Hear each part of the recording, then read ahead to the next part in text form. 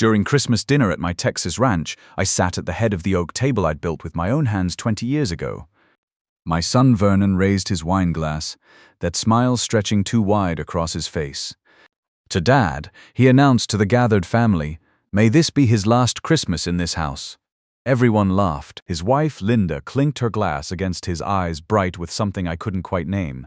I smiled back, lifting my water glass. "To family," I said quietly. The next morning, when Vernon found me loading my pickup at 5 a.m., ready to leave 3 days early, the color drained from his face completely. But I'm getting ahead of myself. Let me start from the beginning. I'm Harold Brennan, 62 years old, retired FBI financial crimes investigator. Spent 30 years chasing white-collar criminals before hanging up my badge 2 years ago. Now I live alone on this 150-acre ranch in the Texas Hill Country. Same place my grandfather started with nothing but determination and a handshake loan back in 1952. My Angus cattle graze the rolling pastures that stretch from here to the creek bottom, and every morning I still ride fence line on my old horse ranger, checking for breaks in the wire. It's honest work, the kind that clears your head after decades of hunting financial predators in air-conditioned offices. The phone call came the first week of December. I'd been going through old case files in my study, trying to keep my mind sharp. Retirement at 62 meant too much time and not enough purpose. My wife, Dorothy, had been gone 3 years now. Cancer took her quick, and the ranch house felt too big most days. "Dad." Vernon's voice carried that forced enthusiasm I'd learned to recognize. "Linda and I were talking. You should come for Christmas, real family time." Just like when I was a kid, I set down the fraud report I'd been reviewing. "Vernon, I haven't hosted Christmas since your mother passed." "Exactly. 5 years is too long." "Mom would want us to keep the tradition alive," he paused. "Please, Dad, let us do this for you. I'll handle everything. You just show up and enjoy." Something in his tone felt rehearsed, but grief makes strange requests seem normal.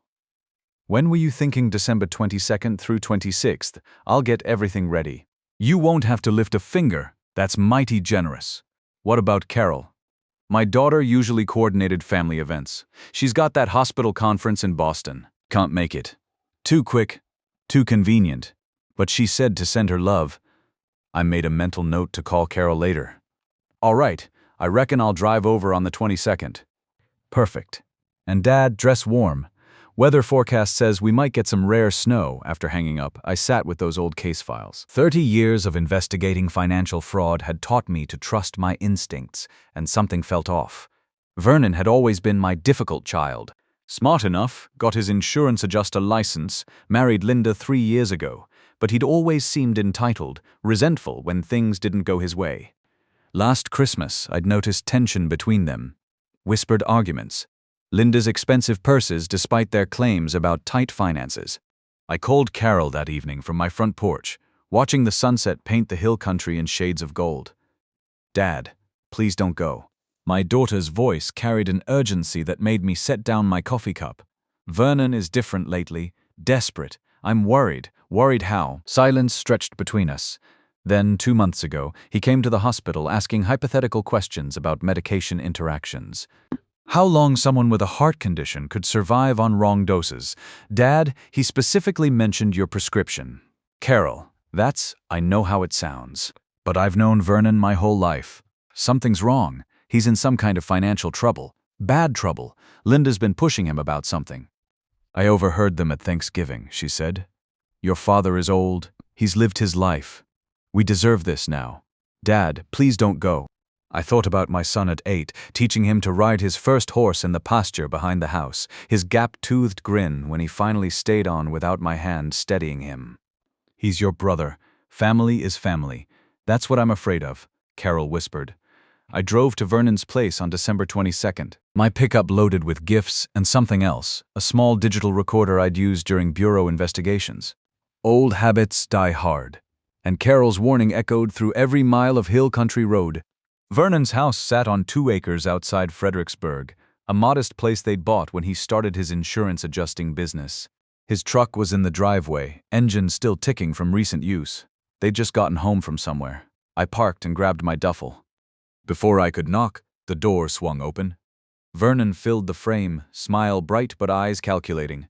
"Dad, you made it. Roads weren't too bad, fine as frog's hair." No problem at all. I stepped inside. The house smelled wrong. Pine cleaner masking something chemical underneath. Linda appeared from the kitchen, blonde hair perfect despite the late December heat. Harold, so good to see you. Her hug felt like a business transaction. Necessary but brief. Place looks good, I said, scanning the main room. Everything felt staged, like a real estate showing prepared for buyers who weren't coming. We've been cleaning all day, getting everything ready. Vernon took my bag with hands that trembled slightly. We put you in the master bedroom upstairs. Best view of the hills. The master bedroom, upstairs. That struck me as peculiar. They'd never given up their own room before. That's not necessary. I can take the guest room down here, nonsense. Linda's voice had an edge sharp enough to cut fence wire. You're the patriarch. You get the best room. They didn't give me much choice in the matter. Vernon carried my bag upstairs while Linda offered hot chocolate. Family recipe, she said, pressing the warm mug into my hands. I made it special just for you. I thanked her kindly but didn't drink, old FBI instincts kicking in. The mug found its way to the mantel when they weren't looking. That first evening passed with the kind of forced normalcy that makes your skin crawl. We ate Linda's pot roast, dry as West Texas in August. Vernon asked about retirement, how I was spending my days. I asked about his insurance business, whether he was staying busy. Nobody mentioned money troubles or Carol's absence, or why they'd really invited me after years of keeping their distance. After dinner, I claimed road fatigue and headed upstairs. The master bedroom felt foreign despite having stayed there before. I checked the window first, second story, long drop to concrete patio below. No way down except through the house. In the bathroom, I found my medication bottles sitting in the cabinet where I'd left them on previous visits. The bottles looked right, same pharmacy labels, same prescription numbers, but the pills inside were all wrong. Different shapes, different colors. These weren't my heart medication or blood pressure pills.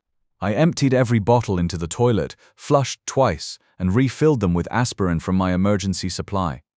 The bedroom door had no lock.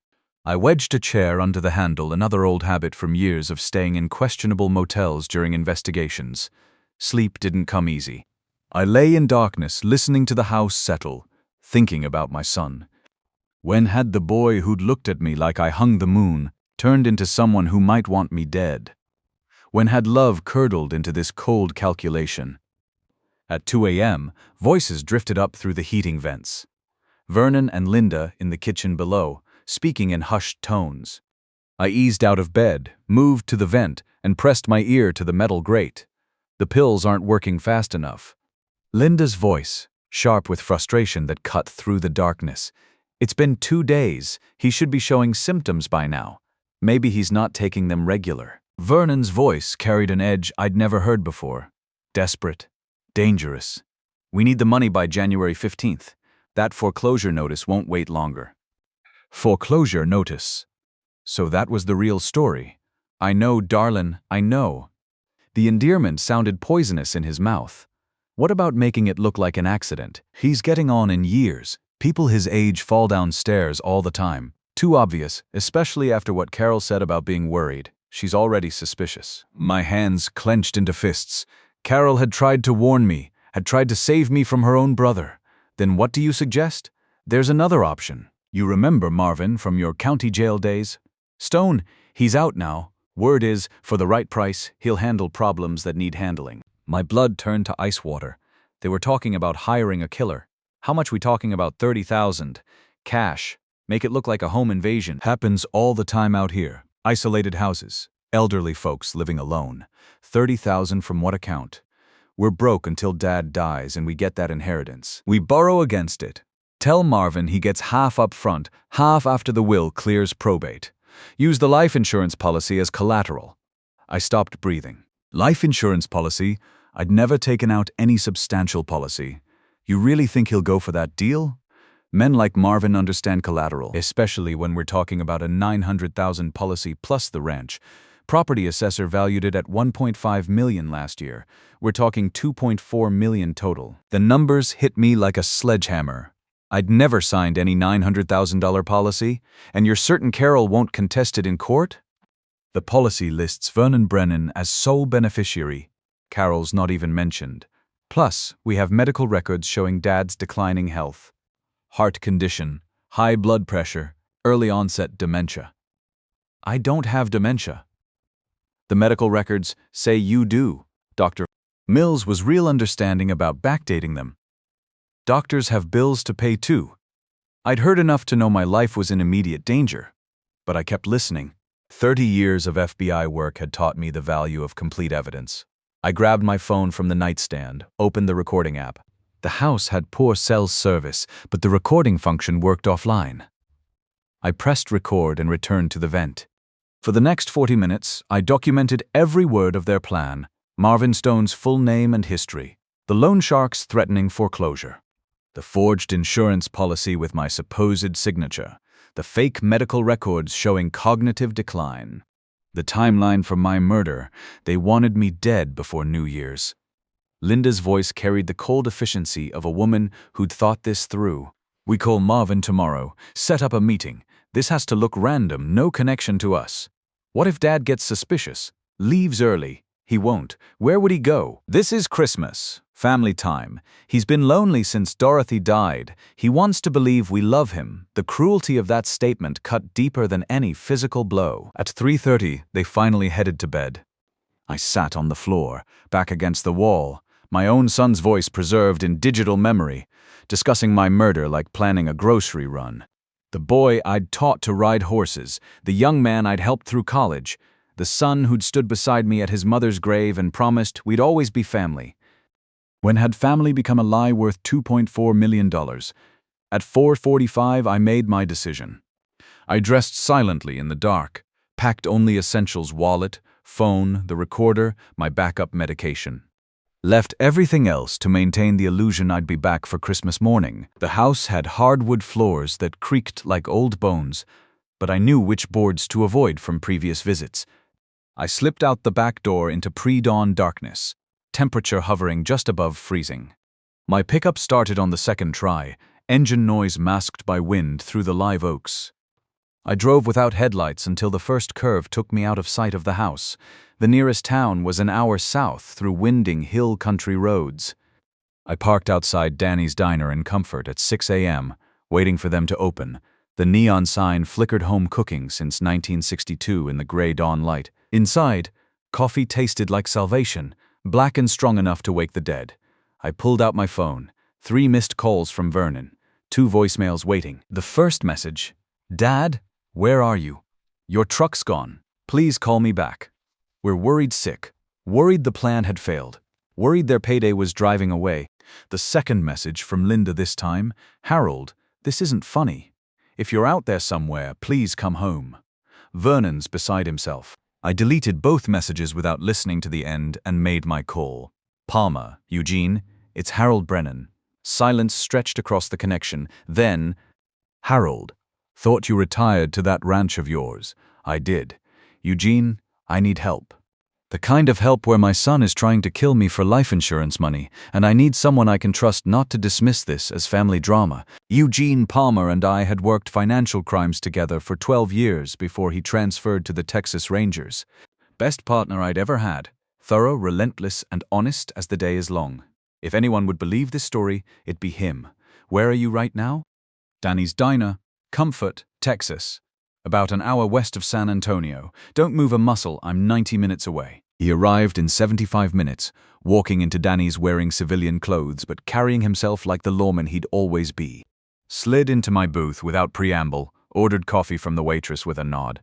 "Start from the beginning, don't leave out a single detail." I told him everything. Carol's warning about Vernon's hospital visit, the suspicious invitation after years of keeping distance, the switched medication bottles.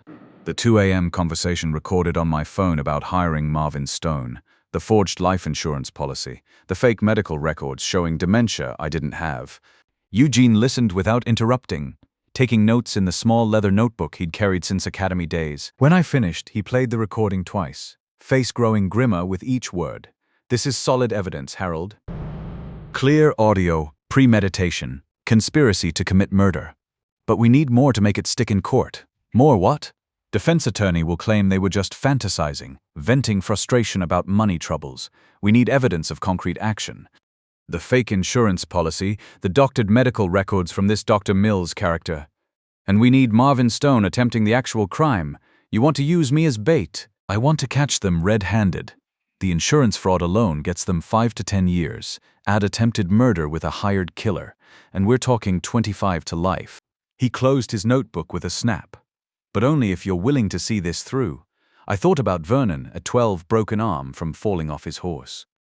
I'd held him while he cried, promised I'd always keep him safe. When had keeping him safe become impossible because he'd chosen to become the danger? What do you need from me? 3 hours later, I was sitting in the Texas Rangers office in San Antonio, being interviewed by Assistant District Attorney Sarah Thompson. She was maybe 35, with sharp eyes and a reputation for prosecuting financial crimes with surgical precision. Mr.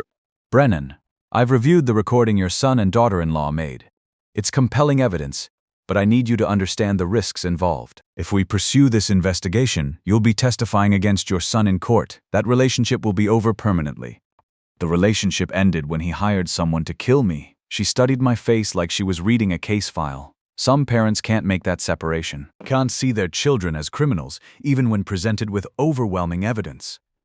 Ma'am, I spent 30 years investigating criminals. I know what guilt sounds like. I know premeditation when I hear it, and I know what I heard on that recording. Good? Then let's build an airtight case. She opened a thick file folder.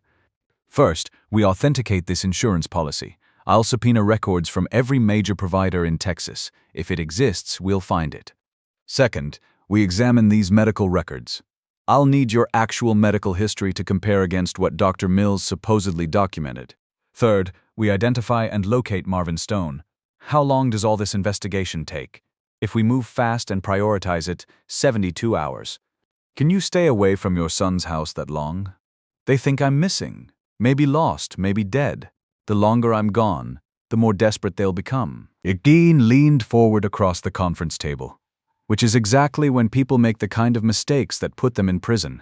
I spent that night in a Hampton Inn outside San Antonio, watching local news report about an elderly rancher missing from his home during an unexpected cold snap.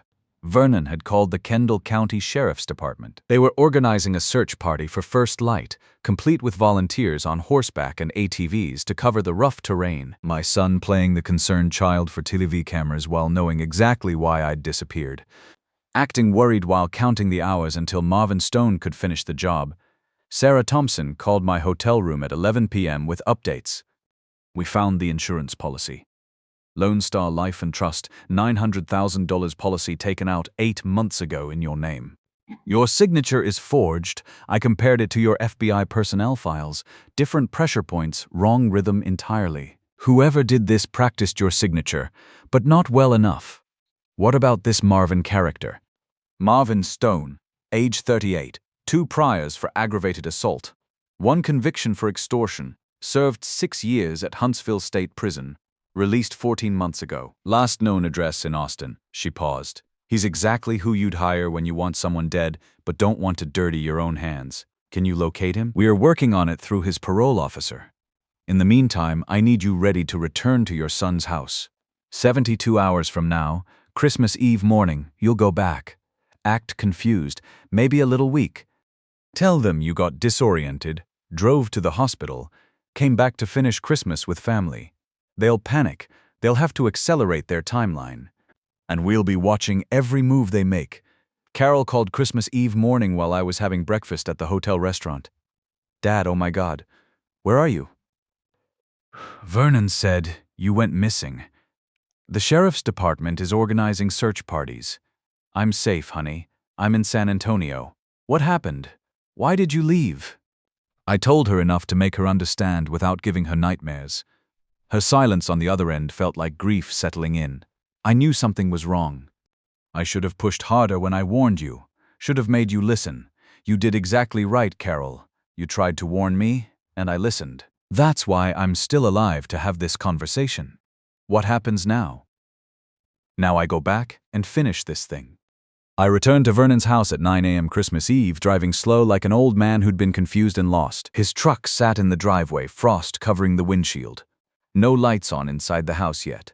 I parked and grabbed my duffel bag, left my truck engine running for warmth, and knocked on the front door like I'd never left. Vernon answered immediately, still in his bathrobe. His face cycled through expressions faster than a slot machine: shock, relief, suspicion, confusion. Dad, Jesus Christ, where have you been? We've been worried sick. Hospital in San Antonio. Food poisoning hit me fierce around 5 yesterday morning. Thought I was fixing to die. Had to drive myself to the emergency room. I kept my voice weak, let myself sway slightly against the doorframe. They kept me overnight for observation. Released me this morning. Came straight back to finish Christmas with y'all. Linda appeared behind him, hair mussed from sleep, eyes wide with something between relief and panic. Food poisoning from what? Must have been that pot roast. No offense intended. Hospital said bacterial contamination happens sometimes when meat isn't cooked through proper. Her face went carefully neutral. I'm so sorry, Harold. We should have been more careful with the temperature. They ushered me inside like I was made of spun glass. Vernon took my bag with hands that trembled. Linda guided me to the couch, brought me water I pretended to drink, while letting most of it soak into the cushions when they weren't watching. The dynamic in the house had shifted completely. They'd thought I was dead somewhere, maybe frozen in a ditch. Now I sat in their living room, alive and unpredictable, throwing off their carefully laid plans. You should rest, Vernon said, voice tight with forced concern. Christmas Eve dinner can wait until you're feeling stronger. I'll be fine directly. Just need to get my bearings back. At 2 p.m., Vernon stepped outside to make a phone call.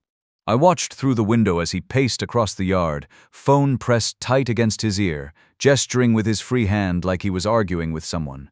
At 3 p.m., Eugene sent me a text message. Marvin en route. ETA 11 p.m. SWAT team positioned in woods behind house. Do not engage under any circumstances. Stay inside your room. When he enters, we move fast. I acknowledged the message and deleted it immediately. Dinner that night felt like sitting at my own wake. Vernon couldn't keep still, constantly checking his phone, jumping at every sound outside. Linda's smile had frozen into something that belonged in a wax museum.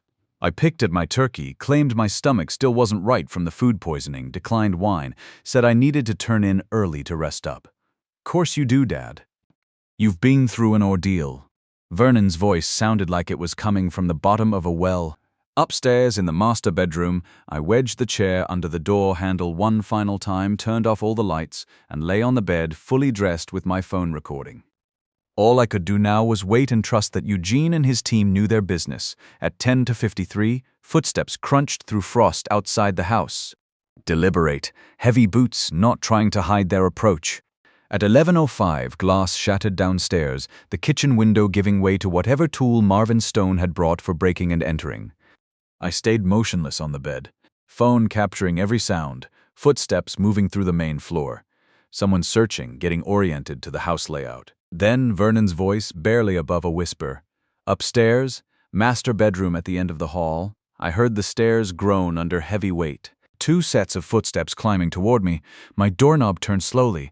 The chair held firm against the locked door. It's barred from inside. A voice I didn't recognize, rough as gravel.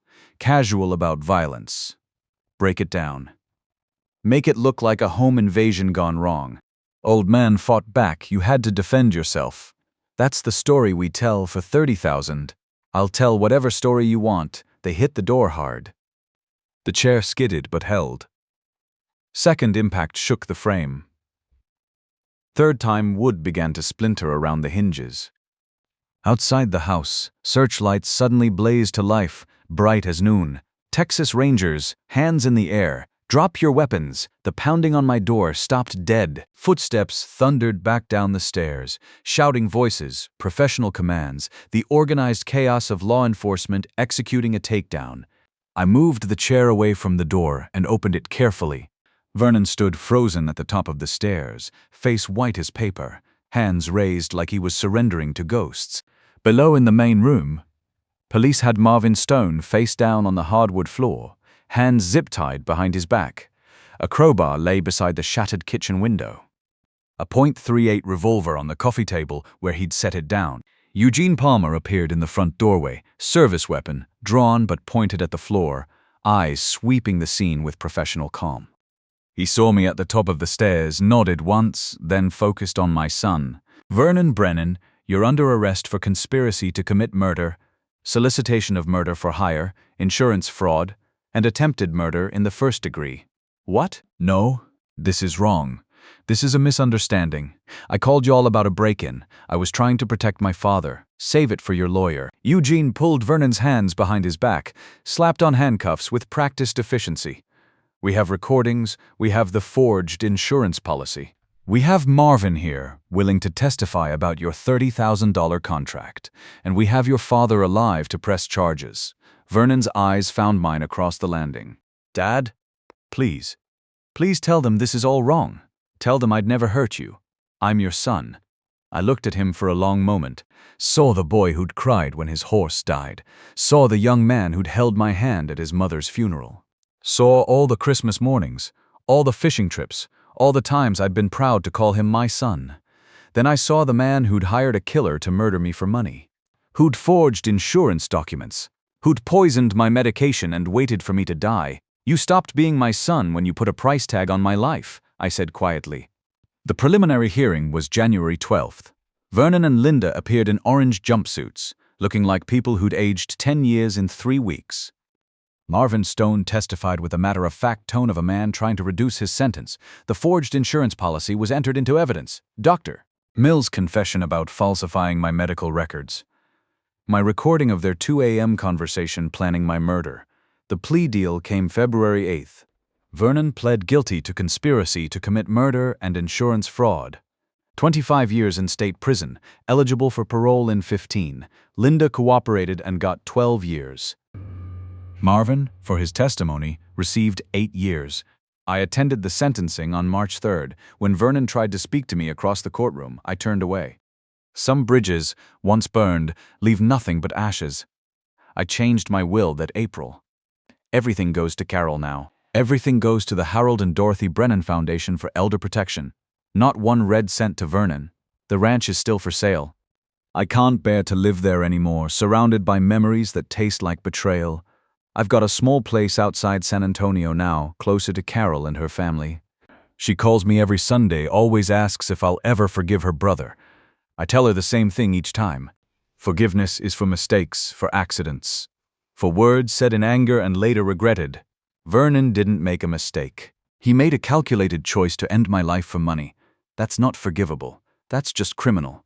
I'm 64 now, healthy and free. My son is 40, in prison, counting days until a parole hearing that may never come. Sometimes justice doesn't feel like winning. It just feels like surviving long enough to see the truth come to light. And survival, I've learned, has to be enough. Sometimes the people who know you best are the ones positioned to hurt you worst. They know exactly where to aim the knife, and they know you'll never see it coming from someone you love. When family becomes your enemy, the hardest lesson isn't learning to protect yourself. It's learning that blood doesn't guarantee loyalty, and sometimes the bravest thing you can do is choose justice over forgiveness.